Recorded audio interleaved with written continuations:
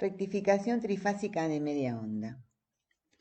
Bueno, en este video vamos a tratar el tema de rectificación polifásica, particularmente vamos a hablar de la rectificación trifásica. Vamos a comenzar, como en el caso de la rectificación monofásica, analizando el rectificador de media onda. Y luego vamos a ver un circuito superador, digamos, en cuanto a su desempeño.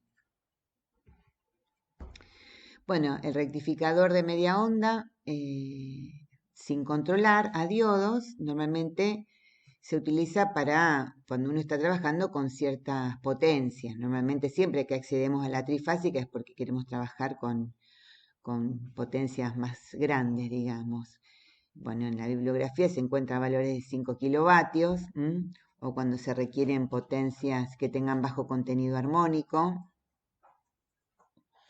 Y las cargas en general son motores de corriente continua, procesos de electrólisis y también se utilizan para alimentar a los inversores. Normalmente cuando uno quiere, por ejemplo, controlar la velocidad de un motor de inducción, utiliza un variador de velocidad y el variador de velocidad lo que hace, normalmente tiene un rectificador que rectifica, puede ser monofásica o trifásica.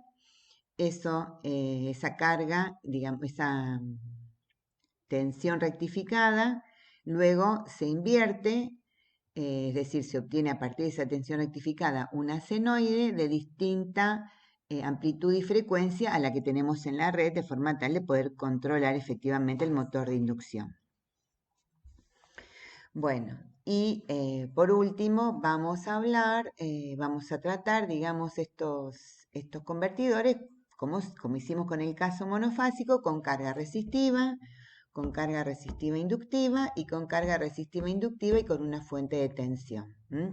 Donde, como vimos, ese era el modelo de un motor de corriente continua, por ejemplo. También es de un baño electrolítico.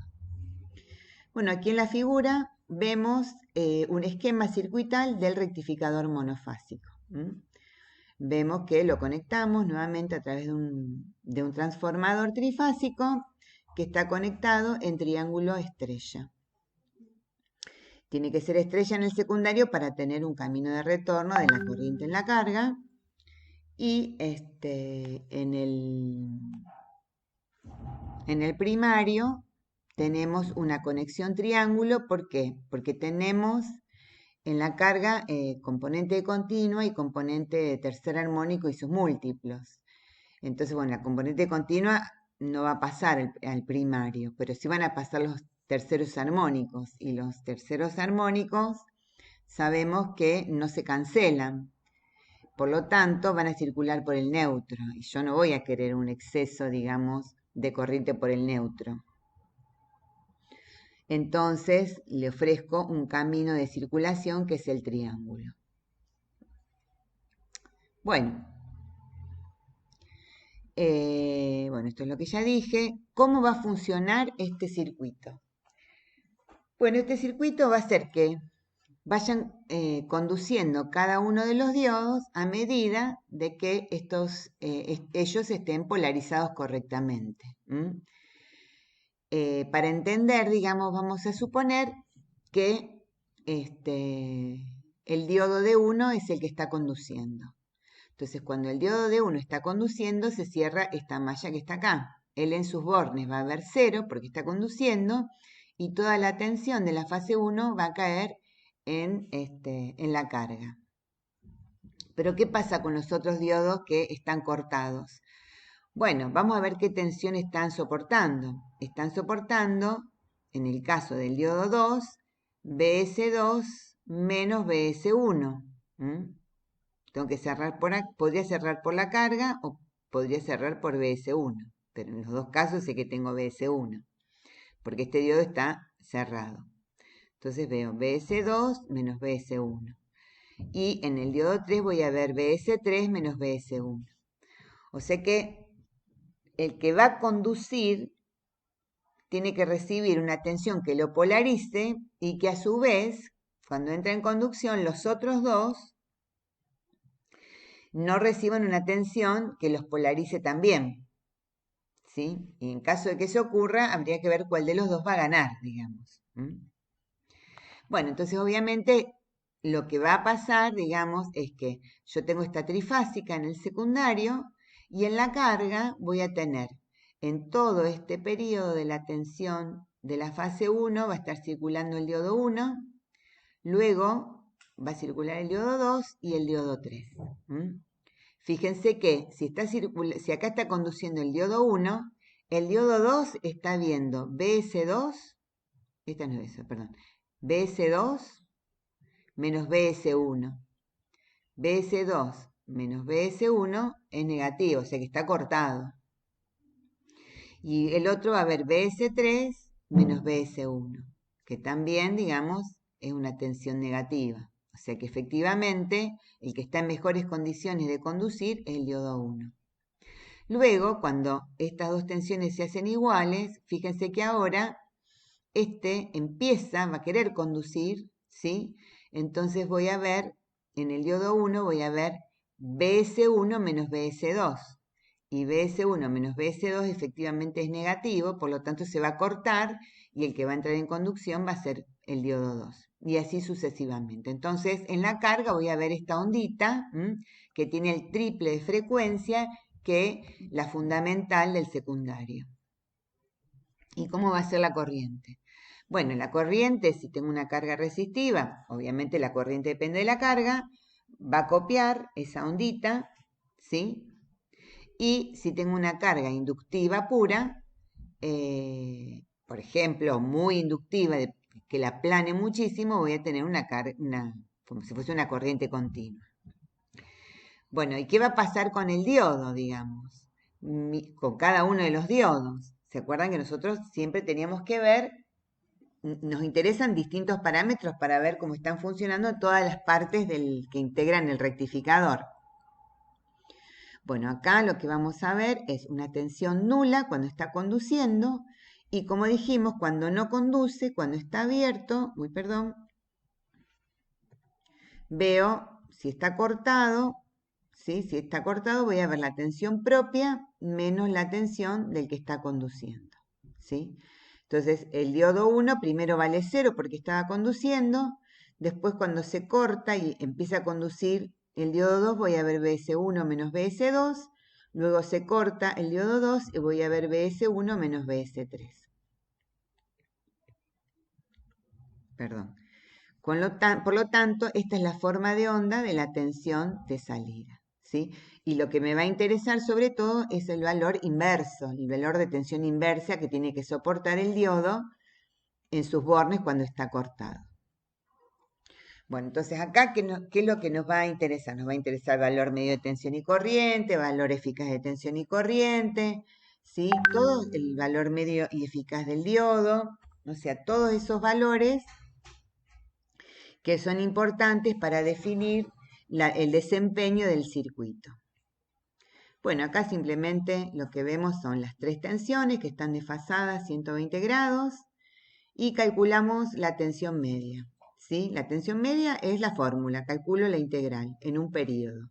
Pero como vemos que esto tiene tres onditas, o sea, una ondita que se repite 3 veces en el periodo fundamental, entonces puedo directamente integrar una sola ondita y multiplicar el resultado por 3, que es lo que hago acá. Bueno, y a cálculo hecho, eso me queda 0,827 B máxima. O sea que fíjense que es más grande que el valor medio que obtenía de la rectificación monofásica de onda completa. Bueno, ¿y cuánto va a ser el valor eficaz? ¿Sí? El valor eficaz tengo que aplicar nuevamente la fórmula, que es la integral, es la raíz cuadrada de la integral de la señal al cuadrado. Entonces, eso está en el apunte, cuando hacen las cuentitas, me va a quedar 0,8407. O sea que, fíjense que después aparece más adelante en las transparencias, fíjense que el valor eficaz y el valor medio ahora se acercan bastante, que era lo que queríamos, digamos, ¿no? Porque quiere decir que tienen menos contenido armónico. Bueno, Ahora bien, ¿qué pasa con la tensión inversa en el diodo? Nosotros dijimos que, vamos a suponer que está cortado el diodo de 1 y está conduciendo el diodo de 2. Entonces la tensión que está viendo es BS1 menos BS2, el diodo de 1 que está cortado, ¿sí? Bueno, entonces simplemente trabajo con esas dos senoides y encuentro una única expresión que es raíz cuadrada de B máximo seno de omega t más pi sobre 6. ¿Cuándo va a ser máximo eso? Y cuando el seno valga 1, ¿sí? Entonces, cuando este seno vale 1, la tensión máxima que va a soportar el diodo va a ser raíz de 3 B máximo, ¿sí? Entonces tengo que tener cuidado, digamos, de que vaya a trabajar con una tensión de tal forma que el diodo la pueda soportar cuando está cortado.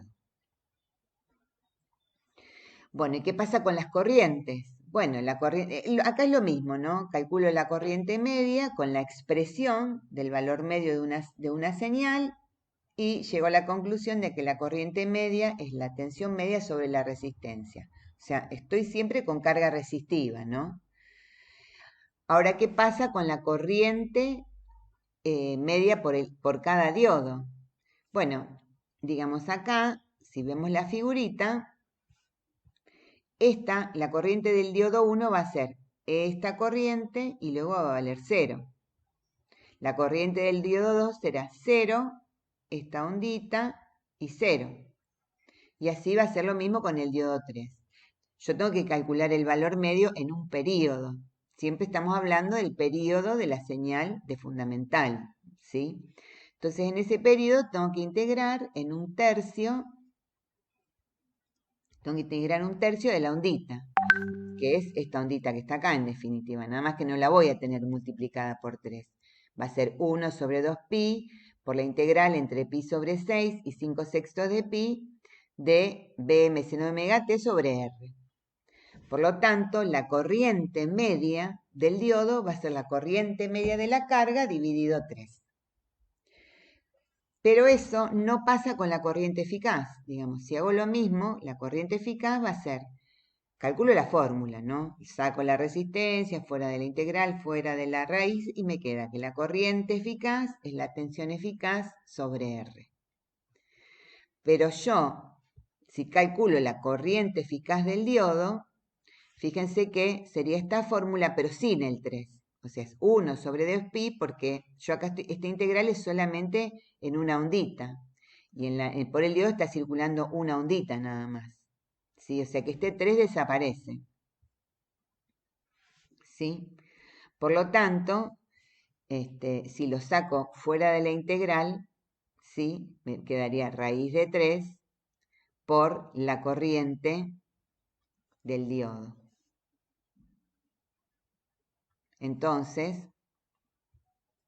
o sea, me quedaría y 0, la corriente eficaz, sería raíz de 3 la corriente del diodo. Por lo tanto, la corriente del diodo va a ser la corriente eficaz por la corriente de la carga, perdón, dividido raíz de 3. ¿Sí? Es interesante tener conciencia de esto porque esto está asociado a las pérdidas. ¿Sí? O sea que nosotras podríamos tener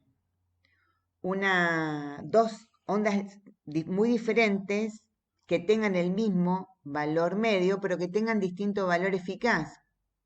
¿Por qué? Y bueno, porque cada una de ellas tiene una componente de armónicos diferente.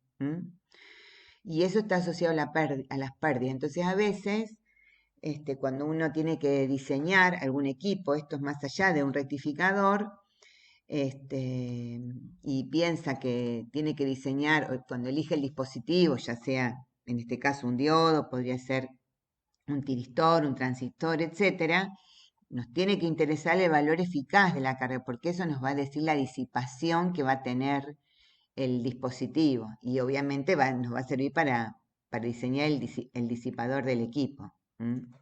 Por eso es importante y siempre vamos a calcular los valores eficaces, porque está asociado a las pérdidas.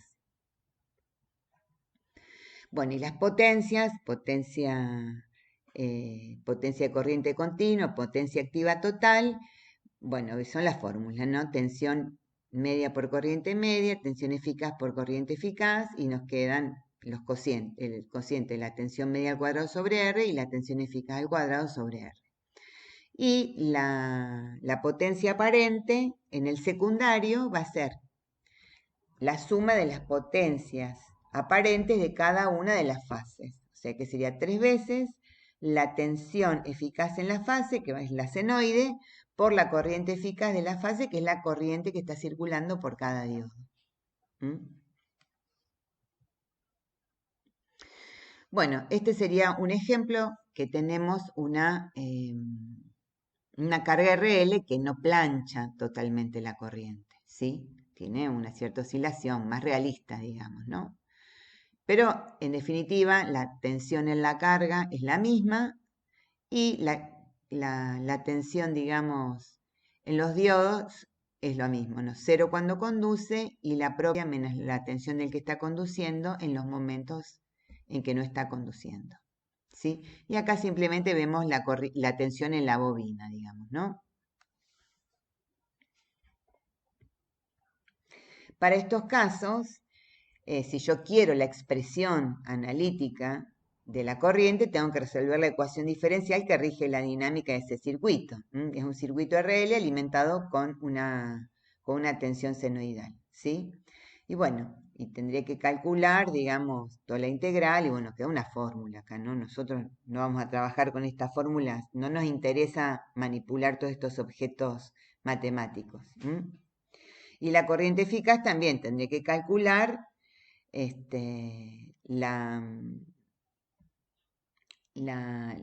raíz cuadrada de la integral de esta expresión al cuadrado, cosa que es bastante compleja de hacer, ¿sí? Pero, por ejemplo, hay cosas que podemos hacer cualitativamente a partir de las cosas que sabemos. Por ejemplo, yo sé que esa forma de onda que vimos acá, sí va a tener componentes, si la descompongo en Fourier, no va a tener una componente en continua y armónicos. Bueno, a mí me interesa la componente de continua y la inductancia de la carga no aporta a la corriente de continua. Por lo tanto, el valor de continua va a ser el valor medio sobre la resistencia. O sea que yo ya no tengo que calcular la integral en un periodo de todo este choclo, no me interesa, digamos, porque sé, lo puedo pensar como que directamente, como lo que me interesa es el valor medio, tomo el valor medio de tensión y lo divido por R. La inductancia ahí no aporta, digamos. Obviamente que todo esto vale cuando la conducción es continua. ¿Qué quiere decir? Que nunca la corriente por la carga se hace cero. O sea, cuando se hace cero vimos que se desconecta. El secundario se desconecta de la carga. Siempre tiene que siempre tiene que haber circulación de corriente. Bueno, y la otra carga de interés que habíamos visto era la carga RLE. Que, como dijimos, es un modelo, digamos, por excelencia de un motor de corriente continua, donde RL es un modelo del bobinado de armadura y E es la fuerza contraelectromotriz. Bueno, entonces, ¿qué va a pasar acá? Y bueno, acá, en principio, vamos a ir a la formulita, nosotros vamos a suponer que tenemos una tensión E1, ¿sí? Esa E1.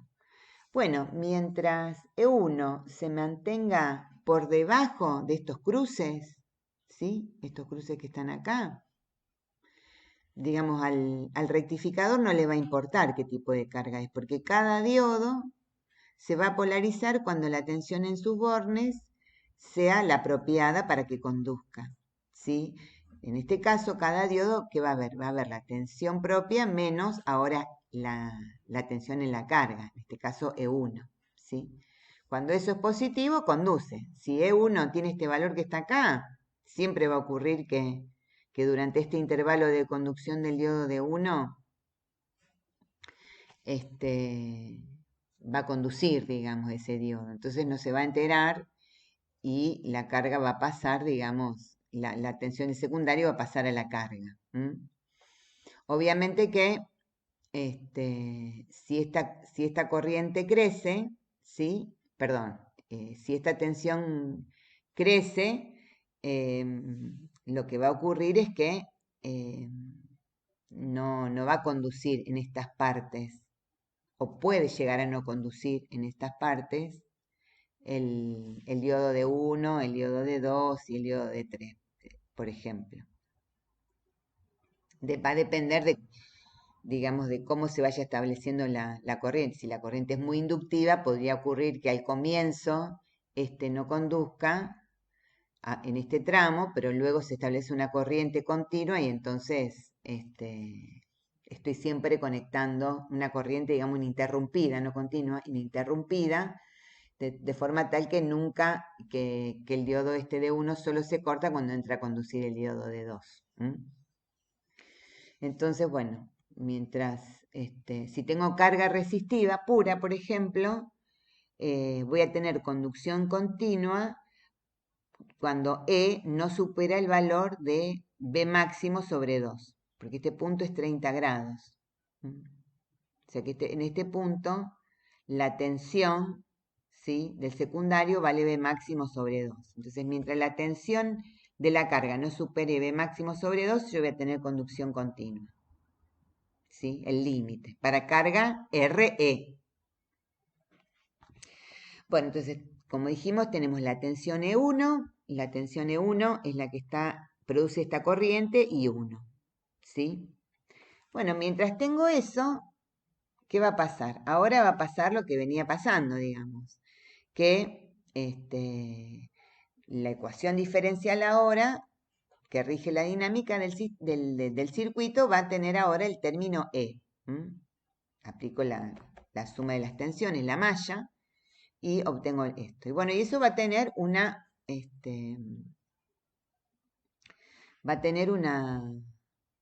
forma, digamos, esa corriente, que es esta forma que está acá. Bueno, y esta forma que está acá, no es otra cosa que la corriente media cuando tenía carga RL. Es la misma fórmula. Entonces, fíjense que es como que yo estoy teniendo acá, como corriente media, la corriente media debido a la carga RL, menos la corriente que produce y que nosotros dijimos que era E sobre R. Perdón, que era tensión media sobre R, porque el L no interviene como valor medio. O sea, yo tengo que integrar esto, ¿verdad? Dijimos la corriente. Esta es la expresión analítica. Yo la tengo que integrar en el intervalo de tiempo correspondiente a un periodo de la fundamental, ¿sí? Entonces, cuando yo integro, acá tengo la corriente media debido a la carga RL. Y acá tengo otra corriente debido a la fuente E que se resta. Por lo tanto, esta corriente media es U sub 0 sobre R menos E sobre R. Me queda, en definitiva, U sub C0 menos E sobre R. ¿Sí? Bueno, insisto, todo esto ocurre cuando yo tengo conducción continua, que es decir, que nunca se hace cero la corriente, ¿sí? Bueno, y para este tipo de carga, ahora la potencia útil, la considero la potencia que consume la fuente E. Si es un motor de corriente continua, es la porción de la energía que está consumiendo la carga que se transforma en energía mecánica. Por eso tomo esa como la potencia útil. Mientras que lo que se pierde en la resistencia es pérdida, que serían las pérdidas en el bobinado de armadura, para nuestro caso. Ahora bien, ¿qué pasa cuando yo el valor de E lo voy aumentando? Cuando lo voy aumentando, obviamente que la corriente va a ir disminuyendo, porque la tensión neta que le voy a aplicar a la bobina, que es la que va a fijar la corriente, si recuerdan los conceptos de dinámica, va a ser cada vez más chica. Entonces la corriente va a ir bajando, fíjense, hasta que llegamos a este límite que está acá, como sería el límite de conducción continua. ¿Sí? Entonces acá vemos que en delta 1 y en delta 2 la corriente va a ser 0 y va a haber un delta 3 donde es máxima. ¿Sí? Y en cada uno de estos puntos las corrientes tienen derivada nula.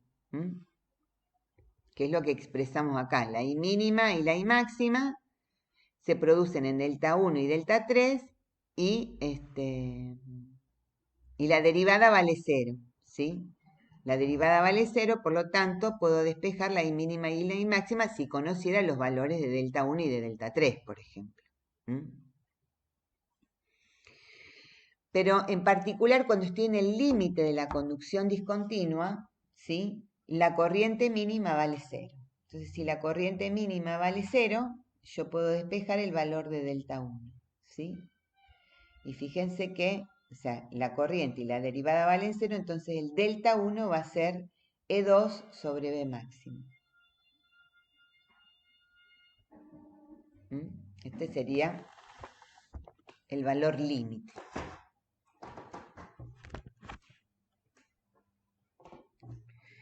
Bueno, entonces obviamente, ¿cuándo se entra en conducción discontinua? Y si la tensión va aumentando cada vez más, obviamente va a llegar un momento en donde voy a estar en conducción discontinua.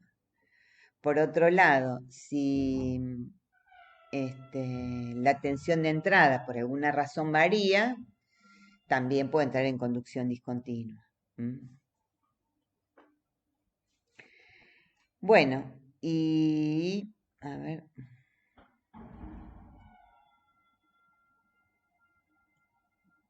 Bueno, y acá tenemos algunos ejemplos de conducción discontinua, ¿no? Fíjense, acá en este caso, ¿qué va a pasar? Hasta que la tensión BS1, en este caso, no supera el valor de E, no hay conducción, ¿sí? Bueno, acá empieza a conducir el diodo de 1 y se establece la corriente, una corriente que dependerá del valor de R y del valor de L, ¿sí? Y va a conducir, ¿sí? Acá debería cortarse. Si yo tuviese una carga resistiva pura, RE, perdón, ahí ya estaría polarizando al revés el diodo y se cortaría. Pero como yo tengo una carga inductiva, la inductancia fuerza a que haya conducción, ¿sí? Hasta que, y va a seguir conduciendo el diodo de 1, ¿sí? Y en este momento entra en conducción el diodo de 2. Como sigue habiendo corriente, entra en conducción el diodo de 2 y permite la circulación de esta colita de corriente que hay acá. Cuando esta corriente se extingue, ¿sí?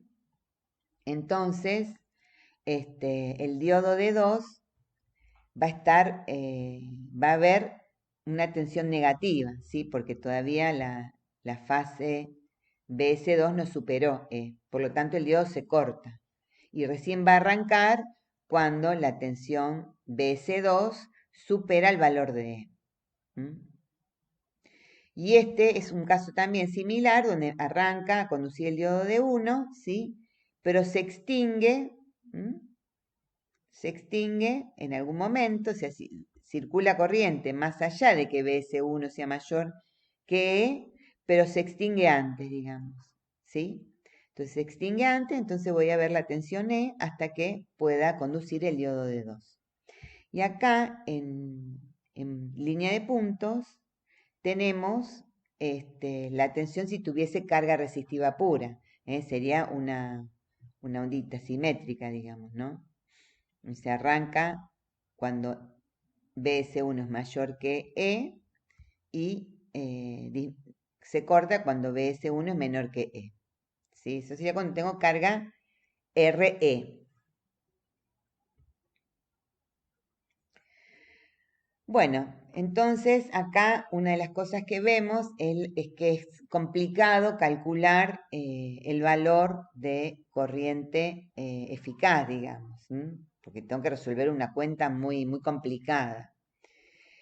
En general, digamos, como lo que a mí me interesa es calcular los valores límites, entonces me pongo en situaciones que pueden ser no muy lógicas desde el punto de vista del uso, pero que me dan un límite de desempeño, digamos, ¿no? Entonces yo, una de las cosas que puedo hacer, digamos, hay distintas formas de analizar, por ejemplo, ahí dice a corriente constante, de primer armónico, método del valor eficaz total, etc. Nosotros acá lo que vamos a suponer, en muchos casos, es asumir que la corriente que está circulando por la carga es muy inductiva, por lo tanto, la diferencia entre el valor medio y el valor eficaz es muy pequeño. Si fuera constante, digamos, si tuviese una continua perfecta, el valor instantáneo, el valor medio, el valor eficaz serían el mismo. Es como esa cosa ideal, porque eso nos simplifica mucho los cálculos y nos da una cota de funcionamiento. Sabemos que no vamos a superar eso. Bueno, y entonces vamos a ver que la corriente, si estoy en modo de conducción continua, la corriente media es valor medio menos E sobre R, el valor medio del diodo es la corriente media sobre 3 y el valor eficaz es la corriente media sobre raíz de 3. Para este caso en que consideramos corriente constante. Bueno, y nos van a interesar los valores, los parámetros de eficiencia, ¿sí? El valor, el rendimiento, que es la potencia media sobre la potencia eficaz.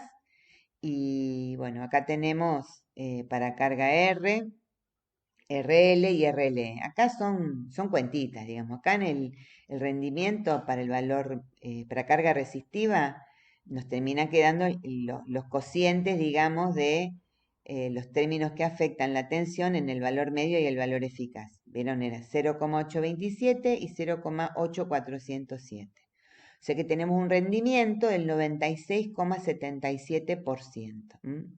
Quiere decir sobre 100 vatios de potencia activa, 96,77 no van a ser, van a ser vatios de potencia de corriente continua, ¿sí? Bueno, para carga RL lo calculo de otra forma, digamos, y verifico efectivamente que es menor que 1, porque acá lo expreso como R por la corriente media al cuadrado sobre R por la corriente eficaz al cuadrado, porque yo sé que la parte L no me va a intervenir, digamos, ¿no? En las potencias, digamos, en las potencias activas o de corriente continua. Bueno, acá tengo el valor medio y el valor eficaz lo pongo como la suma del valor medio al cuadrado más las componentes de continuo al cuadrado. Entonces yo acá veo que este cociente es menor que 1. Y para carga RL dijimos que la potencia media útil es lo que consume la fuente y la potencia total va a ser la media de la fuente y las componentes de continua,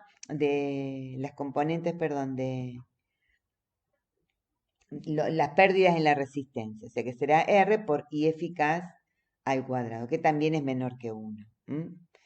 Estas son, digamos, distintas formas de expresar esto. Uno acá es como que se la rebusca con los datos que tiene y con las fórmulas que mejor representan lo que quiere hacer y de la manera más fácil, digamos.